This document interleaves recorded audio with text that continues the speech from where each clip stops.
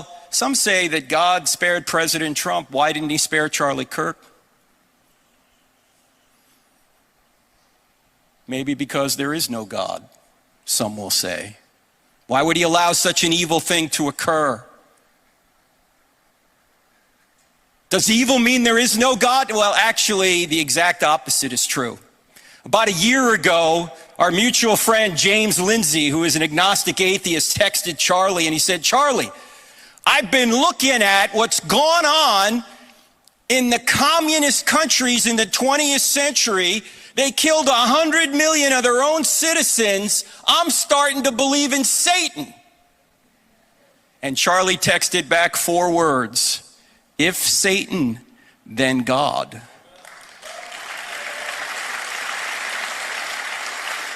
Now, what did he mean by that? What he meant was, evil is not a thing in itself, it's a lack in a good thing.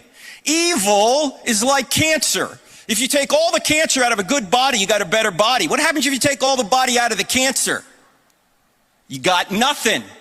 Evil is like rust in a car. If you take all the rust out of a car, you got a better car. What happens if you take all the car out of the rust? You got a Pinto. You got to be old enough to get that. In other words, evil's not a thing in itself, it's a lack in a good thing. So in order for evil to exist, good must exist. But in order for good to exist, God must exist, because what we mean by good is God's nature. If there is no God, then there is no good, which means there are no rights and there is no justice. You know, Berkeley's famous for free speech and rights, and there's too much injustice out there, yet many of the people outside of this room protesting are atheists. Do you know there's no way to justify good or evil unless God exists? Otherwise, it's just your opinion. Everything's just your opinion. And our founders knew this. Thomas Jefferson said, "We hold these truths to be self-evident, that all men were created equal and endowed by their government." No, he didn't say that. "Endowed by their creator with certain unalienable rights. Among these are life, liberty, and pursuit of happiness, and that governments are instituted among men to secure these rights." Government doesn't give you rights. Government simply secures the rights you already have, and if the government doesn't do that, then according to Jefferson and the founders, the people have a right to a new government.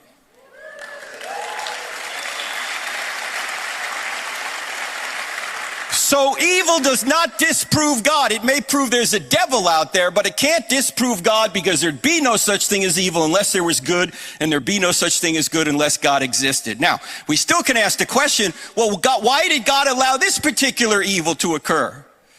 I had a militant atheist once at Michigan State ask me this question. He said, "If there is a good God, why doesn't he stop all the evil in the world?"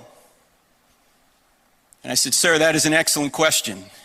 Maybe because if he did, he might start with you and me, because we do evil every day." You ever notice when we start complaining about evil, we always start complaining about somebody else doing it? It's like, "Hey, God, why don't you stop him? God, why don't you stop her? God, why don't you stop the shooter? God, why don't you stop Hitler? God, why don't you stop..." Why do we never say, "God, why don't you stop me?"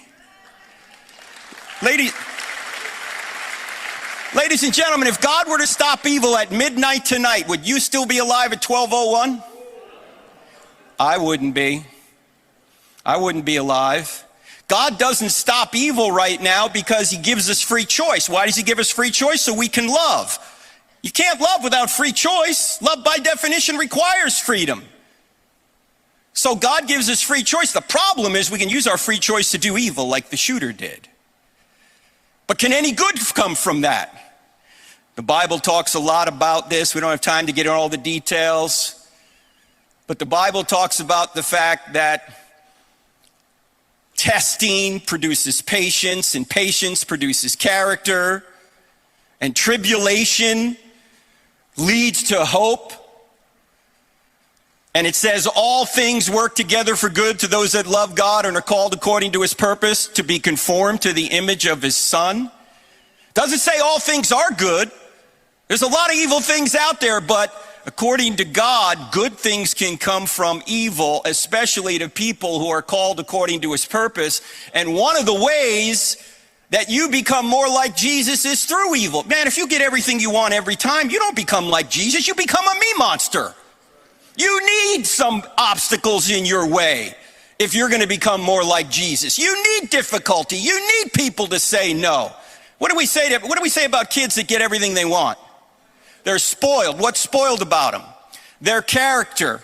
You want to ruin a kid? Give the kid everything he or she wants. You will ruin them. You need difficulty in your life, and that's what evil does. And sometimes good comes from evil, and we'll never see it. Why is that? Well, there's something out there known as the ripple effect. What's the ripple effect? The ripple effect is that every single thing that happens here ripples forward to affect trillions of other events and billions of people. Most of the time you can't see the ripple effect, but there's actually a story in the Bible that talks about this. This is Joseph in the Old Testament. You guys remember Joseph in the Old Testament? He's sold into slavery by his brothers into Egypt, and he's treated horribly when he gets there. He's falsely accused. He's in prison. Then he interprets a dream for the Pharaoh, and suddenly he's the number 2 guy in all of Egypt, and he puts a whole bunch of grain aside because he knows a famine's coming. Then the very brothers that sold him into slavery leave Israel because there's a famine. They come to Egypt, and Joseph recognizes them. And what does Joseph say when he recognizes them? You dirty rats, you're going to pay for what you did to me. No. What does he say? What you meant for evil, God meant for good, the saving of many lives. The ripple effect. The evil that they did years ago rippled forward to help them later. Most of the time you can't see the ripple effect, but sometimes you can. And you know, we didn't see a ripple, we saw a tsunami after Charlie was brutally murdered.